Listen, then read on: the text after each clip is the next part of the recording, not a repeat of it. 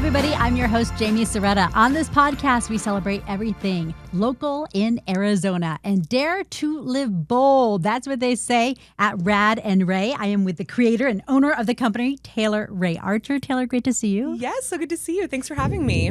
As you are dripping in jewelry, tell me what you do. Oh my gosh, I am a jewelry designer. It is the funnest job in the world. And I feel so blessed every single day to be able to live my dream. How long have you had your business? Will be 4 in January. Oh, wow. Yes, which also, it feels like I've been doing it forever, but also blinked and it is 4. Here you go. Here we are. Congratulations. Thank you. Thank you so much. Tell me a little bit about where you're from because you're a Valley girl. I am, yes. I was raised in Scottsdale. We moved to the Valley when I was 2 from Wisconsin. And so raised in Scottsdale, I went to a elementary school called Aztec that I think is now Cheyenne. I'm on the 100 Street in Franklin, right?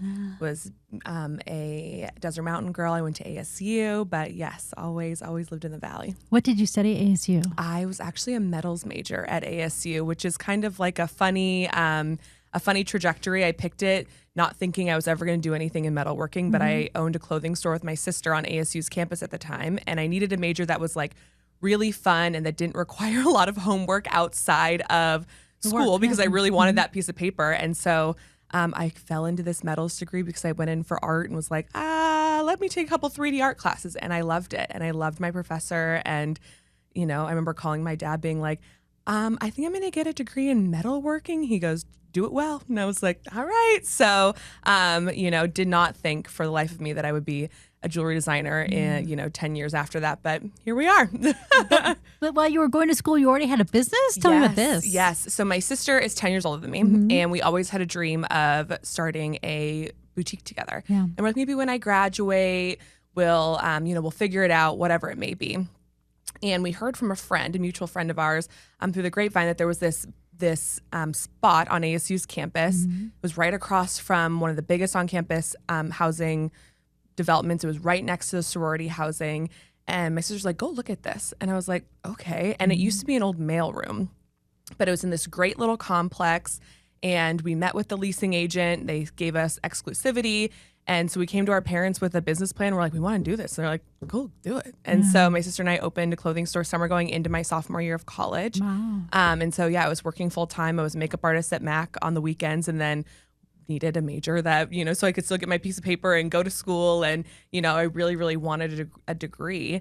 But it was kind of like the rise of Instagram and social media. And we had to hire a real web developer to build our website, like Shopify, and all that stuff didn't exist then. Right. And I fell in love with the digital marketing side of building the business. So then, owned a digital marketing agency for almost a decade. And then I was like, here we go back to my jewelry roots. That's it. Yep. No, I don't know. When I was at ASU, I didn't own anything. I still don't.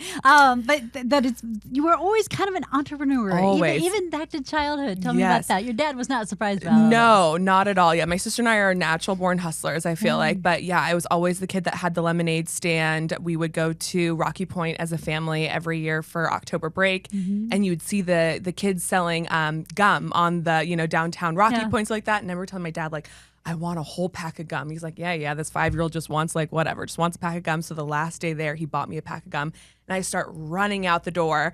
And my dad's like, where are you going? I'm like, I'm going to sell the gum. Like, I want to make money so I can buy my jewelry and buy my little trinkets and whatever. But I was always that kid that always had a booth at the craft fair or, started babysitting when I was 9. And I just loved the feeling of earning my own money. Oh, wow. And so, I really joke that I have had a few jobs where I've had bosses, but truly almost have always worked for myself. You're unemployable, I like literally, to say. Yeah. My husband goes, you are unemployable. I'm like, yes, I understand. He's like, even if you had a regular, like a 9-to-5 job, you would always be doing something else on the side. So yeah, well, you always have. Always it seems have. Like. Wow, always have. that's yes. so interesting. Yeah. So do you have any downtime? Now I do. Yeah. I feel like I have built in the downtime and really have, found the beauty in like structure and schedules and things like that. But even when I'm have my downtime, I'm still scrolling through Pinterest and finding inspiration different places. But yes, I try to bake it in now. I like to do that with my downtime too, Yes, and it is a nice kind of I still call it research and development. That's exactly it. I'm Little looking R&D. for stories. I'm looking for see what other people are doing, how they're telling their stories. Absolutely. But it's a nice little downtime. And then I think I want to look into that later. Send text to myself. That's right. Yeah, Save. yeah, save exactly. Yeah. Oh my goodness. Okay, but you also sounds like you got into that digital marketing space early on. Yes, early on. Yeah, I remember my sister and I working with our first influencer when I think we just called them bloggers back then. I don't think they were influencers. When we had the clothing store, and I want to say she had like 7,000 followers, and we were like, she is famous. We hit the jackpot with her. But yeah, I really had to get scrappy and learn with our own dollars on how advertising worked. And then a year into the business, we decided to go online as well. And so how do you reach somebody in, North Carolina or Texas or whomever, wherever they may be? And so I just really fell in love with that side of the business. And one of the girls who was a frequent shopper at our store, her dad came in and was like, I like what you're doing on social media. Do you do this for other people? And I go, I sure do, even though I definitely did not. Oh. And he owned a string of dental offices in Gilbert. And so I was like, well, he's like, can I hire you to do this for me? And I was like, sure. So I got my first client, and And it went from there. And went from there. And you did that for 10 years? Yeah. Wow. Yep. And then now this is a 4-year in business. Tell me what you sell. Tell the people what you sell, what you create, what you make. Yes. So we do affordable, high quality jewelry. Our jewelry is gold-filled stainless steel, so it's waterproof, hypoallergenic. But our sweet spot's like that $25 to $45 range. I wanted to create something that I wanted to shop. I felt like we were talking before the podcast started, this quiet luxury trend of all this dainty jewelry, which is beautiful and definitely has a space in the market. I was like, none of it just felt like me. And I liked all of this big, bold, chunky, think like Schiaparelli and Dylan Lex and all these other like brands, but you walk into their stores and you can't leave without a piece that's $2,000. And I'm like, but there's got to be a way to make this a little bit more affordable and for somebody like me who just wants a couple fun pieces that make me feel confident, and I wear it as like a piece of armor. And so that is what I set out to create. So everything's meant to be layered and stacked, and you can go as simple or as bold as you choose. Interesting words for you. Wear it as a piece of armor. Yes. What does that mean to you? I truly believe that jewelry is like the finishing piece on an outfit. And I feel like especially when I have a really good stack on, or even if I'm just wearing athleisure, but I throw on a big pair of earrings and like a fun necklace and a chunky bracelet stack, I just feel like my chest gets a little, taller, and I walk with just so much more confidence and just feel good. And like, it's like one of those things, like anything that comes at me through the day, I can tackle because I feel good. Yeah. So look good, feel good. Yeah, no doubt about it. And your catchphrase is dare to live bold. Dare to live bold. So that you could show up well in the world. What does that mean to you? So dare to live bold was something that I think was always at the core of our business. And it was, always trying to find a way to articulate it. But when people come into our shop, they're like, I always tell them, like, just put on one more piece. Like when someone's like, how do I step in and be a little bit more bold? Or how do I stack? I'm like, take whatever you have right now and just throw on one more piece. And then you'll get comfortable wearing 4 pieces of jewelry. Now put 5 on, you know what I mean? Yeah. And so that is kind of, why we came up with the tagline, but it's But you think of what old school etiquette is: take off the last thing you just put on. I think Coco Chanel said that. Yeah, when you think you're ready, take off one piece. Yeah, I'm like, no, opposite. Put on more. No, double down. We're gonna do 2 more now. Yes, that's so fun. I love that, and you really are in the sweet spot as far as price point, because about $30, so people can feel comfortable shopping. They're a beautiful piece. They're going to last as well, and you know that you're getting a beautiful product and a great price point. So that's always helpful. So thank you. You're welcome for doing that. Yes. You mentioned your storefront. Now you're kind of unique in your business because you do have a storefront, but that's really kind of where you work. And tell me about how you sell mostly. Yeah, absolutely. So we do have a storefront on Scottsdale Road in Shea. It's only open on Fridays and Saturdays. And so we honestly needed the space so I could get it out of my house. We were manufacturing, shipping, doing everything out of my house. We outgrew it, which was a blessing. And so we moved to Scottsdale and Shea. And originally we just had it as like a warehouse manufacturing space, content creation, all that kind of stuff. And we had this extra, 300 square feet up front. And I'm like, let's just throw a showroom. But I was a little scarred from having the brick and mortar in the past. Oh, and a mill. Yes. And I was like, so we're just going to do 2 days a week. And so we've got that. But primarily our business is wholesale. We're sold in 250 stores in the U.S., Canada, and Mexico. And then we also have like a good online presence. But I wanted a place that community is really, truly at the core of what we do. And so I wanted a place that was fun, that people could come in. And we literally have women and men that come in with like their existing jewelry or like just jewelry and like Ziploc baggies being like, I don't know how to wear this. And we'll come and we'll style it with them. We'll help them fill in their pieces. And so it's just a place where we can have that fun, real human interaction and I work every Friday, and it's my favorite day of the week. So you can mentor us a little bit. Yes, too. of course. Yes, people come in all the time, and they're like, I've got this gala that I'm going to, and this is what I have, and I don't know how to wear it. And even if you don't leave with anything, just like being able to provide that education for people, because it's something that comes second nature to me. But I totally understand that for some people, they're like, I don't, with a strapless dress, with a halter dress, like, what do I wear? And so I'm one of so those. fun. What do I wear? Yes, SOS. Right, yes. And we're so happy to provide the education and help out. Okay, so you are in, being a couple of girls from Scottsdale, you're in Scottsdale and Shea. Yes. And you're right there by Ernie's. Ernie's, good old Ernie's. Yes, we love Ernie's. It's always the place that you had to go meet up, like the night before Christmas. Yes, always before so Thanksgiving. It's always so busy. Yes, see all the people from high school and whatnot. That's it. So now people are like, I know. We're like 6 stores over from Ernie's. Now they know where you are. Yes, but you are in 250 stores across the U.S., Canada, Mexico.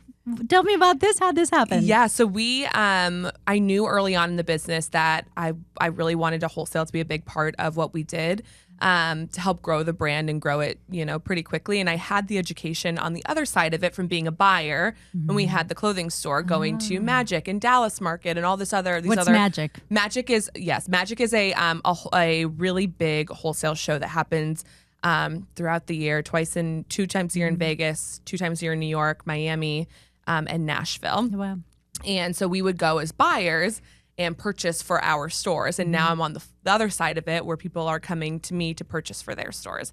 And so I think we were 8 months into our business, and I just took a chance. I had no idea how to write a wholesale order, but I tell people all the time, like, there's a level of naivety that's a blessing when it comes to running a business. And I was like, I'm just going to make it work. Yeah. And so, I paid the $4,000 entrance fee to have this like little teeny booth in the corner, and it was amazing. And so we've been doing it, twice a year, between 2 to 6 times a year for the last 4 years. And it's really helped us, grow our wholesale business. How many employees do you have? We have like one close to full time. She's our production assistant, and then we've got 3 other part time, like 1 day a week. And they're making all these things. Yes, yep, making, fulfilling, working the showroom, that kind of stuff. Oh my goodness! You can also personalize if you want to order from you. Tell me about some of these items. The necklaces that you can spell out words, names, etc. I may have ordered some. Yes, for Christmas. Yes, so we do love to personalize. We've got these necklaces that are they're vacuum plated steel, which is like a newer process. So it's the closest thing you can get to real gold. And you have one that says champagne, but we also made you a couple that are customs as well. So people do their dog's name or their name or like a fun saying or whatever it may be. And so those we originally launched with wholesale, and then customers would come into our show and being like, can I do this? Can I do this? Can I do this? And sure, why not? And so we also have a charm bar that's really fun for people to come and play jewelry designer for the day. Or we've got people that come in. One of our really good customers inherited some pearls from her grandmother, and she wanted to rework them for her wedding day. And so we did a custom piece for her wedding. And so we always love doing special little moments like that. So yeah. How has your business changed as far as in 4 years? Where you thought you were going to where you are going now? How is it evolving? Yes, that's a good question. I knew early on that we really wanted to be really heavy into wholesale. This year, we really focused on that direct-to-consumer piece just because it was, a stronger, we wanted to have a little bit more control over the brand story, and then have brands come to us being like, we want to sell you guys versus, us going out the opposite. And so that's been a really big pivot for us this year. And what else? I think there's so many learning lessons in those first 3 years, with, cash flow and hiring and product development and the changes with manufacturing right now and all of that we're seeing that, it was a really, really bumpy road to where we got to this point. But, I'm feeling really thankful. And we started dipping our toe into clothing a little bit, which has been fun. Tell me more. Yeah. What does that mean? Yes. So I've always wanted to have a clothing element to Rad Rae. Clothing's really, really expensive to manufacture because of the amount of units you have to order. Like for jewelry, it's like 50 units from your manufacturer, which is not bad at all. But when you're talking about 500, 1,000 units it's a lot. Yeah. Yes. What? Yes.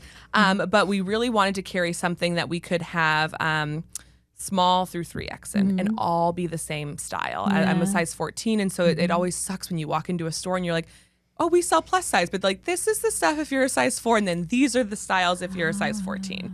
And so we came out with a line of t-shirts that go from small through 4X. And they're just like fun little sayings. We did like a really like glamorous kind of like robe dress. We did a line of outerwear a couple winters ago, and everything that we sold was small through 3X. And it was really well received by our customers. So that is something that I would love to have. And you have some sassy phrases. Yes, So some sassy phrases. Like, I am my own sugar daddy. Yeah, be your own daddy, make your own sugar. Yep. Yes, that's what it was. Yep. Oh, Always fun. good. It must be fun, It's like so to see fun. that materialize quite literally. Yes. Some fun phrase that you made up. Totally. It's so fun. Yeah, and fun to like have people walk past and like do a double take being like, what does that say? You're like, yeah, read it again. What about those kids going to ASU doing metalsmithing? What would you tell them about, creating their own line, creating their own business? Yes. So, to be honest with you, I don't even know. I think it's still a thing. Yeah. Right before I graduated, they combined it. So you don't do like, you can't get a ceramics degree or a metals degree. It was just like a 3D art degree right before I left. But I would say really find your niche. I would say that don't be so stuck on having it have to be this like fine art craft. Right. I mean, the things that we're making in the classroom, I guess you could call it, were like things that would take us months to develop. And you're casting and you're working with real, fine metals and real, beautiful stones. But I took a lot of those learnings and applied them to our fashion jewelry as well. And I would also say like really find your niche, find what you love and the style that you love and styles that resonate with people. And also like, don't be afraid just to do it for fun.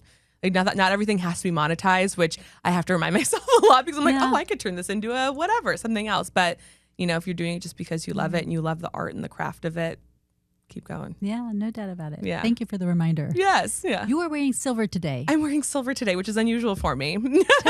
Why? Why? So I force myself to wear silver one day a week. And my friends always, whenever they see me on Instagram or out to lunch, they go, we know today's really hard for you because I am such a gold girl. But I'm like, being a jewelry designer, I need to do both. Yes. So yes, I'm decked out in all silver today. Why is it usually gold? I've always been really drawn to gold. And to be honest with you, I think if I did, I've never done my colors, but I think I would actually be a silver. But I love the richness of gold. We pull a lot of inspiration from antique jewelry. And I'm a hoarder of vintage jewelry. And it's silver. Gold, actually. Oh, it is? Yes. Oh, Gold. Yes. So much of it is antique gold. space. Wow. Yes. And so that is, I've always loved gold. So what do you see for our future trends for 2026? What are we going to be wearing? What are we going to be seeing? Totally. I think we are making the shift back to bold. I was talking about, obviously before we started the podcast, the J. Crew had this necklace called the bubble necklace that people like loved, coveted. It came in a million different colors, but it was this chunky bib necklace. And I think the quiet luxury trend that we've been seeing for so long is kind of go by the wayside, and people are going to lean back into bold, which I am so excited about. Because I was sniffing through some of my stuff over the weekend, and I pulled out it was a rhinestone, kind of bibbish. I had the one, and then I had probably like 3 layers that dripped down. Totally. So that's back. That's back. Because I thought, bring it back out. I don't know if that's in or not. I don't know. Yes. Break it out. Yes. And then what about the ones that are even? I think it's one of them I have. It's like rhinestone on felt. It's like a pad of felt. Yes, I remember those. Is that a bib necklace? Yeah, that's a bib necklace. Yep. Where it's like rhinestone sewn in felt. Sometimes they have like a ribbon back to them to tie. Yep. Absolutely. Like looks like part of a sweater almost. You know what I mean? You can just like wear it. Yeah. It's so funny with the trends how they they all cycle around and around. And then I kind of stick to a couple pieces that I like and I wear them all the time. Anyhow. Yeah. So when you're not working, you're not out doing anything. You're just playing around Arizona. Yes. But what are you loving in Arizona? How do you spend your time here? Yeah, we're big foodies, and I feel like the food scene is just getting increasingly better, especially in the last year or two. And so my husband and I love trying new restaurants. We spend a lot of time in Flagstaff. My parents have a home up there, so we're always in Flag. Where do you go up there? They have a house in Pine Canyon. But we love trickling down, the downtown area or Route 66 over in Williams. We love that area. Cottonwood, which we were just talking about. We do little day trips to Cottonwood. But we love exploring, especially downtown. We live close to downtown now. And so, when I was a kid, you never went to downtown unless it was for a baseball game or something like that. Passport, but now, I remember. Yes. And now it's just has its own ecosystem, its own vibe, and it's so fun. So give me some downtown neighborhood hangs. Yes. So we love the Churchill. It's probably one of my favorite places. It is like this. I'm sure people have been, but it's like I call it describe it as it's like made out of like redone storage containers. And I describe it as like a hipster food court kind of. There's a couple little shops in there. We love Bitter and Twisted. It's one of our favorite cocktail bars. Where else do we love? There's so many good places down there that we love to just bop around. It's just growing and growing. And, oh my gosh, insane. It feels like when I moved back 12 years ago, I thought, oh, wow, they did so much during like the 10 years. And then during COVID, Roosevelt Road just filled up. Filled up. Oh my gosh, in those 2 years, they did so much. And now it's just, there's always construction. There's always some new project going in. It has grown up. Yes. Yeah. And there's some like really like high-end, nice restaurants that are going in down there. We love the Deuce is always super fun down there. But yeah, we love downtown Phoenix. What would be some kind of piece of advice you would give someone who wants to, they're looking at you going, I want to do that someday, something that you wish you had known or something that you want them to know as they pursue their career? Totally. Absolutely. Something my mom used to always tell me, especially my parents have always been super supportive of the entrepreneurial journey, but she's like, it's never going to be easier than it is now. So like, why don't you just start now? Like, you know what I mean? I remember like when I started the jewelry line or we had the boutique or whatever it may be. My mom's like, it's just going to get harder. Like, you know what I mean? The more responsibilities you have, the more whatever it may be. And so no one's ever, I don't think anybody's ever regretted starting too early. Yeah. And so I would say that. And also like, you don't need to have it all figured out. I tell people all the time, like move fast and fix as you go. Oh. Because if you don't. Wait, say that again. Move fast and fix as you go. Oh. And what does that mean to you? So start now. Yeah. And just do it. And there's no harm in being like, I'm going to actually change that. Or this isn't working and we're going to tweak this. Like, no one's going to remember. You know what I mean? If we've had a piece that fumbled or if I started a series on Instagram that I only did 2 of and because nobody watched it, like no one's going to remember. Yeah. Remember when you used to do that one thing? Like, no, nobody cares. No one's looking that hard. Oh my gosh. And I think if you just sit and you wait till things are perfect, you'll never launch. And so that is probably my biggest piece of advice. And I tell people this all the time. There's a level of naivety that's really a blessing when it comes to business, and like figure out your own path. Like you get to choose exactly what it looks like for you and have some good people in your corner. But there's no two businesses that were ever built the same way. Beautiful words. Thank you, Taylor. Great to have you. Thank you so much for having me. Thank you. Oh, we have to remind people that as this drops on January 27th, that Valentine's Day is coming up. Right around the corner. I mean, jewelry, what a wonderful gift. Yes, absolutely. Yeah, come in, make a custom piece or buy something for yourself or a loved one. It is Rad Rae. Thank you, Taylor. Thank you. Thanks for listening to Jaime's Local Love, the podcast. I'm your host, Jaime Serretta. Do you know a business worthy of some local love? Email me at jserretta@azfamily.com. Follow us at facebook.com/Serretta and Instagram @Serretta News. Make sure to subscribe and give us a 5-star review, please. And tell your friends about the podcast and the businesses we feature to show your local love. You can find us on Apple, YouTube, Spotify, Amazon Music, and anywhere you get your podcasts. Jaime's Local Love, an Arizona's Family Originals podcast.